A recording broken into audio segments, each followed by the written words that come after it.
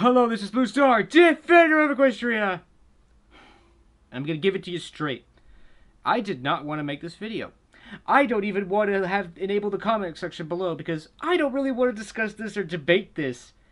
But of course, in some ways, that's why I know why I need to make this video, because I don't want to do it. Nobody wants to talk about this, and that is the situation with ToonKritic and obviously the much larger picture of all the sexual violence and abuse and everything that happens. And so yeah, I really just want to say what I think and feel about the situation, and hopefully move on to the things that I really do want to do, because in some ways I'm not going to let the actions of one person or one group of people, however you want to look at it, dictate my actions and basically derail what I'm trying to do. But at the same time, I know that I need to say something on this, and then hopefully move on.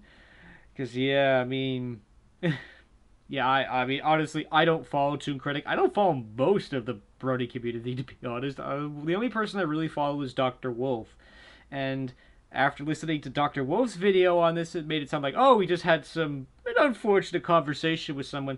But after listening to this video that I'm going to link in the description, which I'm going to assume is true, which is usually bad, you know, to just assume I'll watch one video and then assume it's true, but it does have, you know, screenshots of stuff and everything. So yeah, it's like, I think the short answer is it could be much more serious than that. You could basically say that ToonKritic is basically a pedophile and is, I think, has been arrested and probably will be going to jail for a long time. And yeah, obviously everybody's reaction is, man, I had no idea, and I feel really bad about that, and oh, yeah. But with everything that's happening, you know, with this massive shift against these things, it's like, yeah, these things should not be okay. That, you know, I live in New York. I don't live in the city. I live in New York State. But there's a saying: if you see something, say something. It refers more to terrorism than anything else. But really, if you see something like this, say something. Unfortunately, in some ways, it seems like the thing, it might be to keep saying something, might be the thing. Is, again, I don't really know enough about this, and that's a much bigger picture. That's a much larger problem. It's like, yeah, this problem of, you know, all this abuse against women and everything is obviously a much bigger than the Brony community and everything. But yeah, I mean, but it's obviously a huge bummer, to say the least. It's like, that doesn't even begin to describe it. You know, to find out that one of the quote-unquote major players was doing something like this and has been doing it for a while. But at the same time, again, it's like, I am not going to let the actions of one person bring down, you know, or you know, ruin my experience within the Brony community. Because, yeah, because the Brony community definitely has problems and issues that we need to deal with and that we have to stop ignoring. But I'm going to get more on that in a minute. But the flip side to this is that, yeah, the Brony community is not perfect. And the reason for that is simple, is because it's made up of people. And people are imperfect. So that's a good news, bad news kind of thing. Because, yeah, obviously, there's definitely some bad people within the Brony community. There's bad people in every community. But there's also a lot of really good people, too.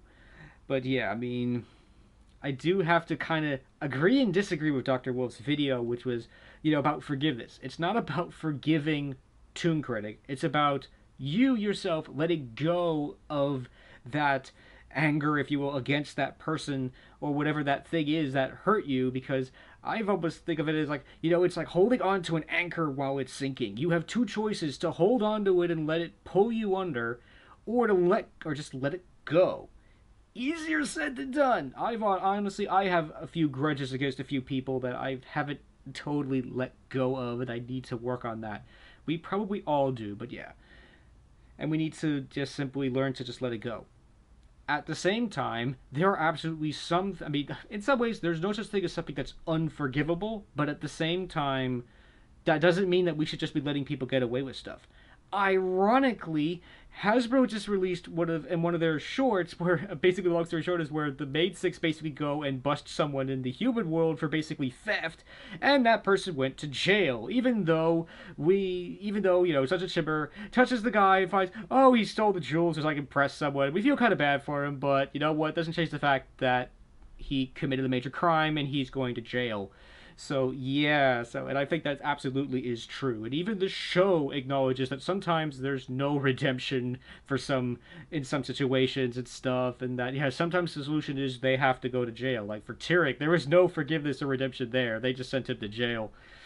That's just the way the world works sometimes. I still think that we should give that opportunity for forgiveness and redemption, but at the same time, that doesn't mean that that person should just be allowed to keep doing whatever it is they're doing. So yeah, I mean, it's a very hard situation to say the least, but that's exactly why we need to talk about it and do more. Definitely the one thing I know for certain is that we need to do more and we need to do better and we need to definitely not just pretend these things are okay and that they'll work themselves out or they're not happening. It's like they are happening. This is true. Uh, I'm gonna get in trouble for saying this. This is why I did not enjoy, Fame and Misfortune, because I know that these things are true. There's two ways to look at it. It's either, oh, it's funny because I know these are true, or it's sad because I know these are true. And I look at it as, it's sad because I know it's true. The show has received death threats because they busted people's head cannons and stuff like that. I mean, yes, it's not the majority, but I know it happens.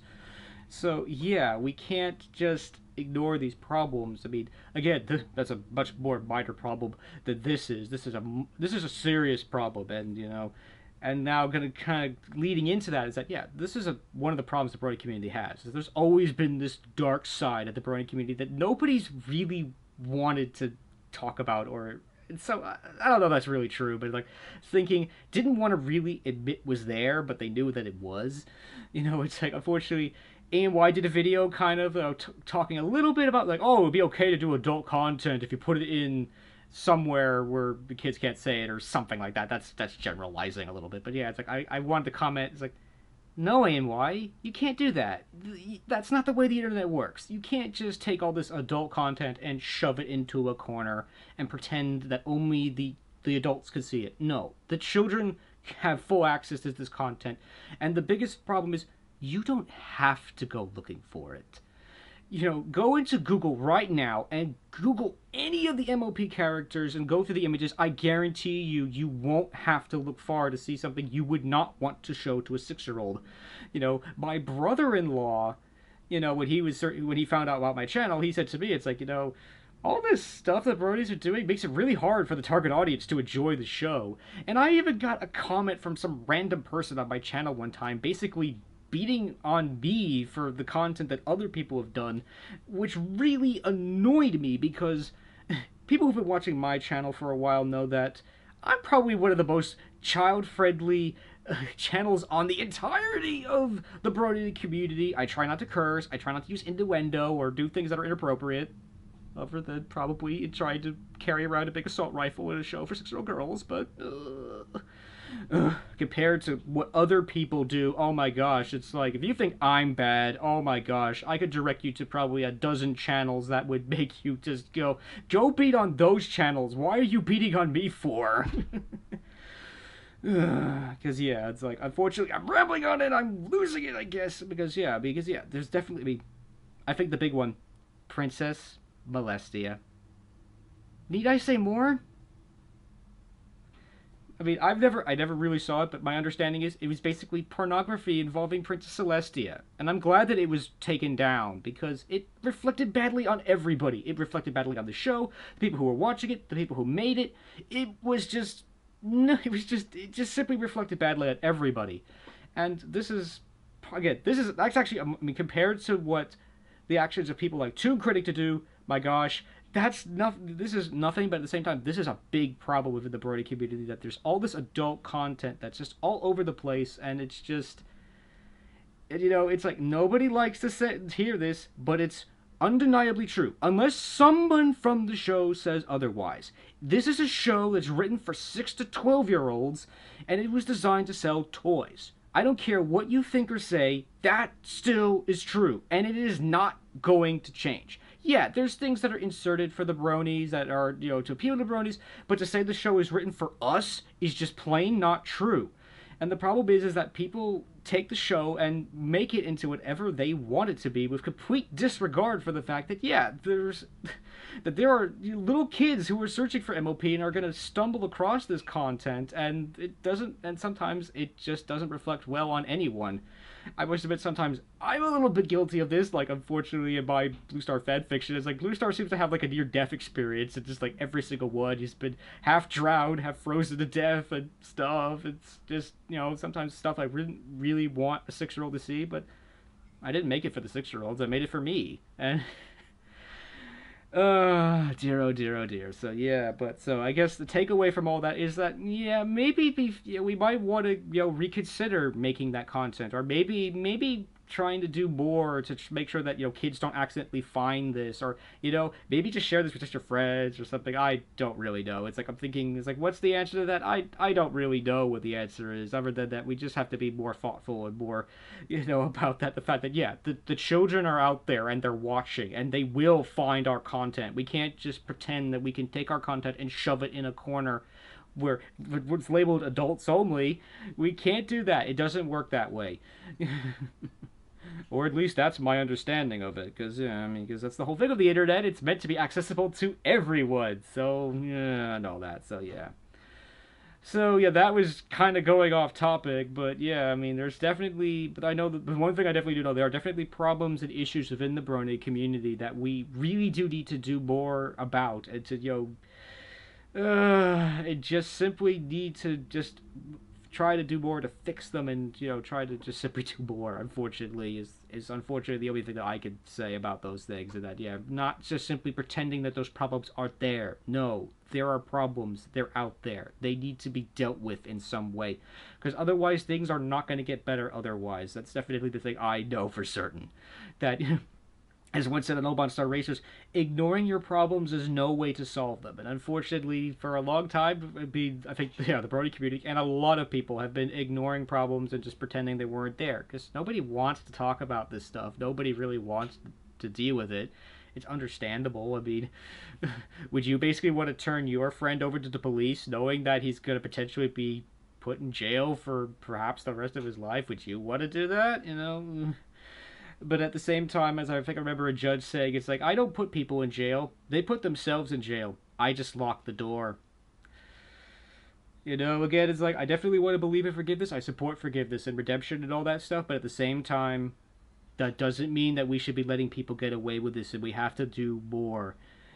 Is, I think, simply what I think that's, is in a way what I want to say. And, I say, I think that's basically it. It's a hard situation, but again, we just simply need to do more. We need to talk about it. We need to figure out what we need to do next, and just go and do it and stuff. So, sorry if I went off topic too much, and just, it's sort of like, it's one of these things that, just need to just say things I just wanted and perhaps needed to say, and perhaps sometimes we need to hear them, because like this video, it's like, it was very harsh, but frankly, I think we need to hear what this video and what these kinds of people are saying, and listen to them, and that, because yeah, we don't want to hear or talk about it, but we have to.